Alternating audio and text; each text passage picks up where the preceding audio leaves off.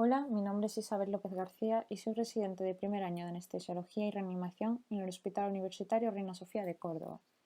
En esta sesión trataremos el manejo de fármacos anticoagulantes en el preoperatorio. En primer lugar, hablaremos de la hemostasia. La hemostasia es el proceso en el que participan estos fármacos y resulta del equilibrio entre coagulación y fibrinólisis. Este equilibrio permite que la sangre conserve su estado fluido, evitando situaciones que conduzcan por un lado a trombosis y por otro lado a hemorragias. En cuanto a la fisiología de la hemostasia, puede dividirse en dos fases: una hemostasia primaria en la que tiene lugar la formación del trombo plaquetario y una hemostasia secundaria que dará lugar a la formación de un coágulo de fibrina. El proceso de hemostasia primaria se inicia cuando se produce una lesión vascular. Tras esta, quedan expuestas distintas estructuras endoteliales, como el colágeno tipo 1 y 2, que se unen al factor von Willebrand sintetizado en el endotelio. Esta unión induce un cambio conformacional que permite su reconocimiento por parte de la glucoproteína plaquetaria GP1B, la cual promueve la adhesión plaquetaria. Tras la adhesión, se inician los procesos de activación y agregación, mediante la activación del mecanismo contráctil de las plaquetas y la secreción de gránulos con propiedades vasoconstrictoras, que darán lugar a la formación del trombo plaquetario. Para dar consistencia a este tapón plaquetario, se produce de manera simultánea la activación de los denominados factores de la coagulación, que permitirán formar un coágulo más estable de fibrina. Ahora bien, dentro de lo que es la hemostasia secundaria, probablemente la mayoría de nosotros conozcamos el clásico modelo basado en dos vías independientes, la vía intrínseca y extrínseca, que convergen en una común. Pues bien, este modelo no es conceptualmente correcto, ya que en realidad se trata de un proceso simultáneo y no secuencial. Como podemos ver, el modelo actual consta de tres fases: de inicio, propagación y amplificación. Y como hemos mencionado, su desarrollo no es secuencial, sino que todas las fases ocurren a la vez. Asimismo, de forma también sincrónica, estas fases son controladas por el sistema fibrinolítico para evitar un desequilibrio en el proceso de hemostasia. Ahora vamos a intentar analizar de la forma más sencilla posible el esquema de este nuevo modelo. Si nos fijamos en el primer cuadro de arriba, vemos que en la fase de inicio se genera y se expone factor tisular designado por las siglas TF, en el lugar de la lesión endotelial. El factor tisular se une al factor 7 y forma el complejo factor tisular factor 7 activado. Este es un punto clave, puesto que la formación de este complejo será el primer paso para el desencadenamiento de la cascada de la coagulación. Este complejo activará a su vez los factores 9 y 10, y la activación del factor 10 formará el complejo protrombina, generando pequeñas cantidades de trombina. Ahora continuemos con la fase de amplificación, sin olvidar que esta ocurre simultáneamente. En esta fase, las pequeñas cantidades de trombina activarán los factores 8, 5 y 9, así como otras plaquetas, retroalimentando positivamente el proceso y amplificando la transformación de la protrombina en trombina por acción del factor 10 activado. Como veremos más tarde, tanto la protrombina, que también es el nombre dado al factor 2, así como el factor 10, jugarán un papel importante en el mecanismo de acción de algunos de los anticoagulantes que veremos. Por último, en la fase de propagación, el complejo plaqueta, endotelio, factores de coagulación activados une y estimula nuevamente factor 10, que catalizando la conversión de protrombina en trombina genera ahora sí grandes cantidades. La trombina libera dos péptidos de la región central del fibrinógeno, dando lugar a monómeros de fibrina, cuya polimerización formará un primer coágulo inestable, el cual requiere de la acción de factor 13 para formar un coágulo de mayor estabilidad. Bueno, ahora hablemos de lo que realmente nos incumbe. El manejo de anticoagulantes en pacientes que van a ser sometidos a una intervención quirúrgica supone un auténtico desafío para el anestesiólogo. La decisión de retirar o mantener dicho tratamiento viene nuevamente determinada por el equilibrio de nuestra balanza, en la que se encuentra por un lado el riesgo tromboembólico y por otro el riesgo hemorrágico. ¿Y por qué supone un reto para el astuto anestesiólogo? Pues bien, la interrupción transitoria de la anticoagulación puede incrementar el riesgo de trombosis, mientras que su mantenimiento durante una intervención quirúrgica u otro procedimiento invasivo favorece el riesgo de sangrado perioperatorio. Por tanto, se deberá alcanzar un equilibrio entre la reducción del riesgo tromboembólico y prevención de sangrado quirúrgico. Este tipo de duda se plantea en aquellos pacientes que por su patología de base son subsidiarios de terapia anticoagulante crónica, como son la fibrilación auricular, las prótesis cardíacas y el antecedente de enfermedad tromboembólica venosa. En cuanto al riesgo de hemorragia quirúrgica, viene dado por el tipo de intervención al que vaya a ser sometido el paciente. Sin embargo, otras comorbilidades como la insuficiencia renal crónica o la anemia, así como fármacos que tome el paciente, también pueden contribuir a incrementar dicho riesgo. Nuestro primer paso a la hora de realizar un manejo adecuado de la terapia anticoagulante será valorar el riesgo tromboembólico. El riesgo tromboembólico en pacientes que toman anticoagulantes se clasifica en alto, moderado y bajo en función de la probabilidad de que se produzca un evento tromboembólico anual. Esta es una tabla que aparece en el documento consenso de 2018 de la mayoría de sociedades españolas sobre el manejo perioperatorio del tratamiento anticoagulante. En ella los pacientes son clasificados en función de las características de su patología de base. Aquellos con riesgo alto tienen más de un 10% de probabilidad de padecer un evento, los de riesgo moderado entre un 5 y 10%, mientras que los de bajo riesgo presentan menos de un 5% de probabilidad. En cuanto a la fibrilación auricular, me gustaría destacar que supone el mayor porcentaje de los pacientes en tratamiento con terapia anticoagulante crónica. En estos pacientes estimamos el riesgo tromboembólico en función de la edad y otras comorbilidades definidas en la escala CHA2-VASc. Esta escala permite predecir el riesgo de accidente cerebrovascular en pacientes con FA en un año, y pacientes con un score igual o superior a 2 son subsidiarios de anticoagulación crónica. Ahora, en el caso de pacientes que han sufrido una embolia pulmonar o una trombosis venosa profunda reciente, estimamos el riesgo en función del intervalo de tiempo desde el diagnóstico. A esto se pueden añadir otras comorbilidades intrínsecas, como la presencia de trombofilia grave o de una neoplasia activa. El riesgo tromboembólico es mayor en el periodo inmediato a un evento trombótico y disminuye con el tiempo, de manera que estos pacientes podrían beneficiarse de un aplazamiento del procedimiento si fuera posible. En caso de cirugía de urgencia, no nos queda otro remedio que considerar la terapia puente. La estratificación anterior es muy similar a la seguida en la guía americana del American College of Chest Physicians, que en lugar del CHA2-VASc utiliza solo el CHADS. De ahí la diferencia en las puntuaciones. En cuanto al resto, son prácticamente superponibles, por lo que deducimos que suele haber bastante consenso en cuanto a la valoración del riesgo tromboembólico. No es así en el segundo paso que debemos tomar, que es valorar el riesgo hemorrágico del procedimiento. Como hemos mencionado previamente, el riesgo de hemorragia quirúrgica viene determinado por el tipo de cirugía o procedimiento invasivo que se vaya a realizar. Existen numerosas clasificaciones que suelen dividir el riesgo de hemorragia en 2 o 3 grupos en función del riesgo vital y la necesidad de transfusión. En la siguiente clasificación, las intervenciones quirúrgicas son divididas en procedimientos de intermedio a alto riesgo y de bajo riesgo en función del riesgo de sangrado mayor a los 2 días de la intervención, entendiendo como sangrado mayor aquel que implica un compromiso vital, que requiere de cirugía urgente para solventarlo, que disminuya los niveles de hemoglobina en 2 o más puntos o que requiera de la transfusión de 2 o más unidades de concentrado de hematíes.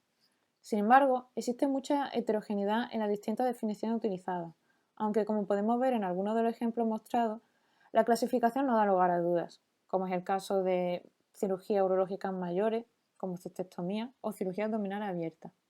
En cualquier caso, una vez valorado el riesgo tromboembólico y el riesgo de sangrado quirúrgico, deberemos tomar una decisión. En general, el tratamiento anticoagulante se suspenderá si existe alto riesgo de sangrado. En pacientes que tengan asimismo alto riesgo de trombosis, se limitará la suspensión al intervalo más corto posible, requiriendo en casos seleccionados terapias puente con heparina. En cambio, pacientes candidatos a cirugías con bajo riesgo de sangrado, como la cirugía de catarata, es preferible no suspender la anticoagulación. De igual forma, se recomienda mantener la terapia anticoagulante en técnicas intervencionistas, entre las que se incluyen la implantación de marcapasos y desfibriladores, y procedimientos vasculares como la angioplastia o la ablación con catéter. Así fue demostrado en uno de los estudios del grupo Bruise Control, que incluyó pacientes con alto riesgo trombótico a quienes se implantó un marcapaso o un desfibrilador. Partían de que la guía recomendaba la terapia puente con heparina. Sin embargo, se observó que en algunas series en las que no se había suspendido el tratamiento con warfarina, no se habían producido eventos adversos tipo hematoma, hematora o taponamiento, y tampoco se habían prolongado los tiempos de estancia hospitalaria. De hecho, se demostró una tasa significativamente menor de hematoma en comparación con la terapia puente con heparina.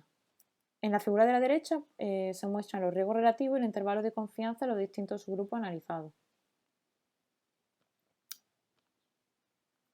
Y posteriormente, con la aparición de los nuevos anticoagulantes orales de acción directa, un estudio más reciente, el Bruise Control 2, no demostró diferencia entre incidencia de evento isquémico o hemorrágico entre mantener o interrumpir el tratamiento con nuevos anticoagulantes de acción directa, concluyendo que dependiendo del escenario clínico, cualquiera de las estrategias de mantenimiento o suspensión podría ser razonable.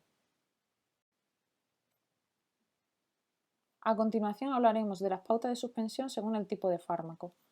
Entre los principales anticoagulantes orales que se prescriben de forma crónica encontramos los anticoagulantes clásicos tipo antivitamina K. Y por otro lado, los nuevos anticoagulantes orales de acción directa, los inhibidores directos de la acción de trombina y del factor 10 activado.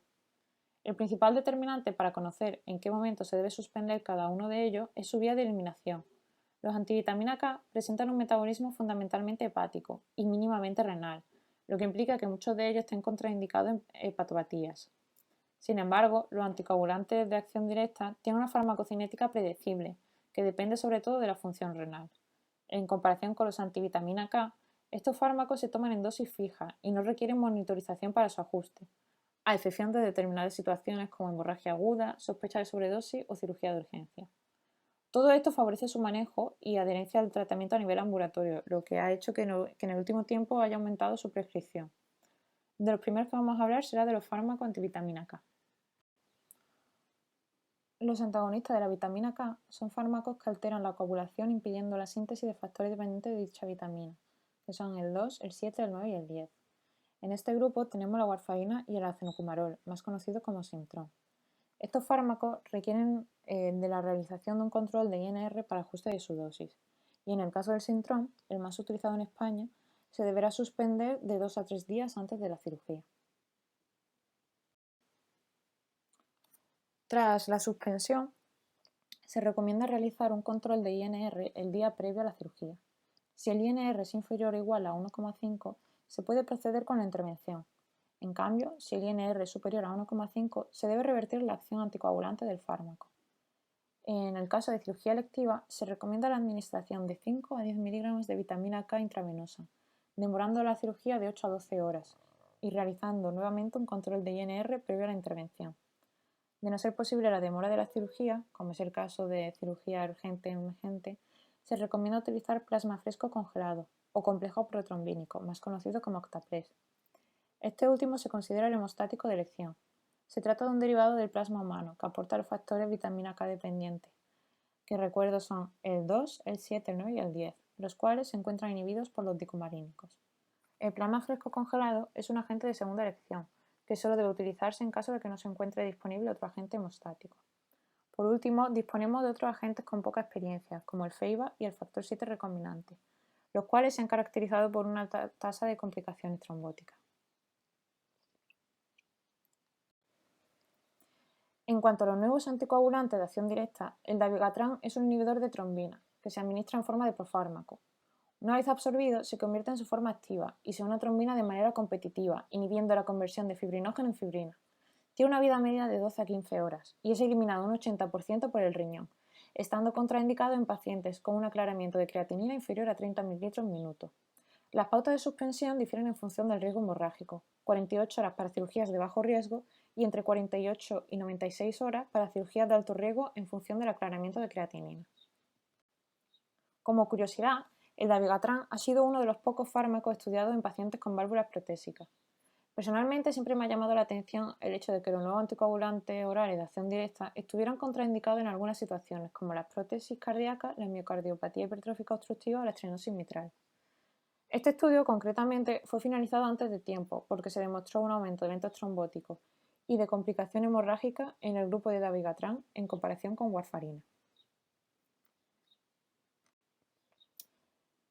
En cuanto a los inhibidores de factor 10 activado, contamos con 3 fármacos: rivaroxaban, apixaban y edoxaban. Todos ellos presentan el mismo mecanismo de acción y difieren en su semivida. Tiene un metabolismo hepático y renal en un 25-35%, estando contraindicado en aclaramiento de creatinina inferior a 15 ml/min. Para aquellas intervenciones de bajo riesgo de sangrado, deberán ser suspendidos entre 24 y 36 horas antes, mientras que para intervenciones de alto riesgo se suspenderán 2 días antes. Ahora bien, ¿qué ocurre en los casos de cirugía urgente emergente? En estos casos se deberá realizar un estudio de coagulación. Si el estudio de hemostasia muestra actividad anticoagulante o si el incumplimiento terapéutico es el adecuado, deberá plantearse la demora máxima que puede tener la cirugía según la situación clínica del paciente. Cuando hablamos de estudio de coagulación, este se realiza revisando las pruebas de laboratorio, como la actividad del factor desactivado, o pruebas habituales como el TTPA y el tiempo de protrombina. La normalidad de estas pruebas podría descartar la existencia de actividad anticoagulante significativa.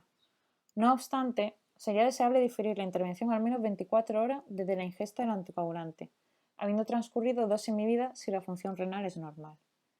En caso contrario, habría que valorar el uso de antídotos específicos. En la actualidad, disponemos de dos agentes específicos aprobados por la FDA. El hidarucizumab, que es un fragmento de anticuerpo monoclonal humanizado que antagoniza total y específicamente la acción del dabigatran en cuestión de minutos, y el andexanet alfa, que es un derivado recombinante del factor 10A que actúa como reversor de los inhibidores de este factor. Este último fue aprobado muy recientemente, en 2018. Pero ojo, debemos ser cautos, dado que estos fármacos presentan un elevado coste. Finalmente, existe un último agente de reversión anticoagulante, denominado ciraparantat, el cual se encuentra en fase 3 de ensayo clínico. Se trata de un fármaco que revierte la anticoagulación dentro de los 10 minutos posteriores a la inyección, y su efecto persiste durante 24 horas después de una sola dosis. Revierte las acciones de los inhibidores del factor 10, de la enoxapaína y del dabigatran. Por lo tanto, sirve para cualquiera de los nuevos anticoagulantes orales, pero no revierte la actividad de los anticoagulantes clásicos.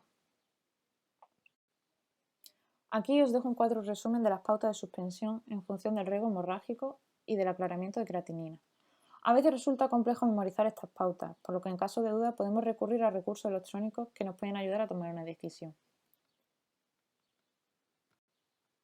Y la mayoría de vosotros, si no casi todos, conoceréis esta aplicación de la Sociedad Española de Cardiología, la QXapp, que tenemos su versión móvil y su versión en la página web, la cual nos puede servir de guía a la hora de tomar una decisión. Bueno, pues la reintroducción de la anticoagulación oral, al contrario de lo que sucede con las pautas de suspensión, es algo menos compleja de recordar. Como norma general, tanto los fármacos antivitamina K como los nuevos anticoagulantes orales de acción directa deberán reintroducirse a las 24 horas de la cirugía. En aquellas intervenciones con alto riesgo hemorrágico, el inicio deberá demorarse entre 48 y 72 horas. Y solo en caso de pacientes con alto riesgo trombótico, como portadores de prótesis cardíacas mecánicas, enfermedad tromboembólica reciente, solo en estos casos deberemos plantear el uso de terapia puente postoperatoria. ¿Y cómo se realiza la terapia puente? Normalmente con heparina. La heparina es un anticoagulante indirecto que actúa activando la antitrombina 3. Los dos tipos de heparina más utilizados son la heparina no fraccionada y la heparina de bajo peso molecular. La heparina no fraccionada se caracteriza por ser de mayor peso molecular y tener mayor capacidad de neutralizar la protrombina.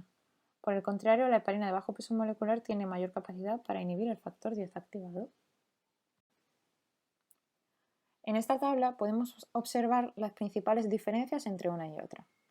La heparina no fraccionada, como hemos mencionado previamente, es una heparina de mayor peso, en torno a 15.000 Dalton, mientras que la heparina de bajo peso molecular cuenta con un peso aproximado de entre 3.500 y 6.000, casi la mitad o más bien un tercio de la no fraccionada. En cuanto a su farmacocinética, la heparina de bajo peso molecular presenta una dosis respuesta más predecible que la heparina no fraccionada, lo que permite que no sea necesaria una monitorización estrecha, salvo en caso de obesidad, embarazo o fallo renal, en los que se mide la actividad del factor anti-10. Y dado que su eliminación es principalmente renal, no se recomienda en pacientes con un aclaramiento de creatinina inferior a 30 ml/minuto. En estos casos, se puede utilizar la no fraccionada, que presenta dos vías de eliminación. Una rápida y saturable, que depende de la unión a receptores endoteliales y macrófagos, y otra vía de eliminación lenta, mediante excreción renal. Con la heparina no fraccionada sí que se debe controlar la dosis mediante monitorización del TTPA, el cual se controla aproximadamente 6 horas después del primer bolo. El rango anticoagulante se sitúa entre 1,5 y 2,5.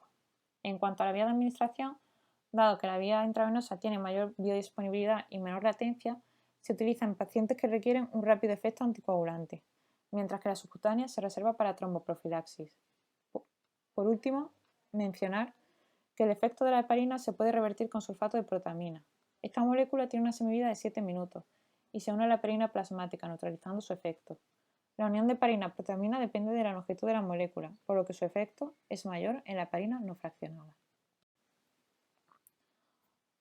Ahora bien, como hemos dicho, se trata de una terapia puente, es decir, no continuamos con el tratamiento anticoagulante, sino que intentamos mantener su efecto dentro del mayor margen de seguridad posible a través de la heparina, pero estas deberán ser suspendidas. La heparina no fraccionada, en dosis terapéutica, se suspenderá entre 4 y 6 horas antes de la cirugía. En cambio, en dosis profiláctica deberá suspenderse 12 horas antes. En cuanto a su reintroducción, es similar a la anticoagulación oral. En procedimiento de bajo riesgo se reinicia a las 24 horas, mientras que aquellos con alto riesgo deberá posponerse entre 48 y 72 horas. Las heparinas de bajo peso molecular en dosis terapéutica deberán ser suspendidas 24 horas antes, mientras que en el caso de la heparina usada en dosis profiláctica deberá suspenderse 12 horas antes de la cirugía. Al igual que con heparina no fraccionada, en cirugías de bajo riesgo se reiniciarán 24 horas después, mientras que en cirugías con alto riesgo hemorrágico se reanudarán entre 48 y 72 horas después del procedimiento. En caso de alto riesgo hemorrágico y alto riesgo trombótico, el anestesiólogo deberá valorar el riesgo-beneficio de cada actuación. Lo que sí que se recomienda es reiniciar la heparina en dosis profiláctica para disminuir el riesgo de sangrado postoperatorio, aumentando paulatinamente la dosis hasta llegar a un rango terapéutico. Por último, hablaremos del manejo de anticoagulantes en la realización de técnicas neuroaxiales. Uno de los aspectos clave a tener en cuenta será la necesidad de mantener unos valores mínimos de coagulación que aseguren la competencia hemostásica, para así prevenir posibles complicaciones hemorrágicas, algunas tan temidas como el desarrollo de hematoma espinal. Para ello, antes de realizar cualquier técnica neuroaxial, el anestesiólogo deberá comprobar que la última analítica del paciente se cumple, que tenga plaquetas funcionantes igual en un número igual o superior a 50.000, un INR igual o inferior a 1,5, un TTPA igual o inferior a 45 segundos y un tiempo de protrombina igual o superior al 50%. Asimismo, se deberá preguntar al enfermo por su tratamiento habitual o fármacos que esté tomando y verificar cuándo tomó la última dosis en caso de estar en tratamiento con anticoagulante. En esta tabla encontramos un resumen de cuándo se ha de tomar la última dosis antes de realizar una punción o colocar un catéter y cuándo será la primera dosis tras la punción o retirada de catéter. En el caso de heparina no fraccionada, la última dosis será de al menos 4 horas antes, debiendo realizar un control con TTPA, y se podrá reintroducir una hora después. En el caso de heparina de bajo peso molecular depende de la dosis. En rango profiláctico se suspenderá 12 horas antes, mientras que en rango terapéutico la última dosis será 24 horas antes de la técnica y se podrá reiniciar a las 6 horas desde la punción lumbar o retirada de catéter. En el acenocumarol se recomienda suspender 3 días antes y realizar un control de INR que muestre una actividad inferior a 1,5. Su reintroducción se podrá realizar en las primeras 24 horas, sin existir un intervalo concreto para ello. Por último, en el caso de los nuevos anticoagulantes orales de acción directa, esto sigue siendo un tema aún algo controvertido. En el caso de dabigatran, no se recomienda realizar técnicas neuroaxiales en pacientes que lo estén tomando, aunque sí se ha demostrado su seguridad tras la realización de la técnica, pudiéndose administrar a las 4 horas. Respecto a los inhibidores de factor 10, se recomienda su suspensión a las 24 horas previas a la realización de la técnica, pudiendo reintroducirse a las 6 horas. Bueno, y esto ha sido un poco un resumen del manejo de anticoagulantes en el preoperatorio. Esta es la bibliografía en la que me he basado para realizar la sesión y espero que os haya quedado todo más o menos claro. Muchas gracias.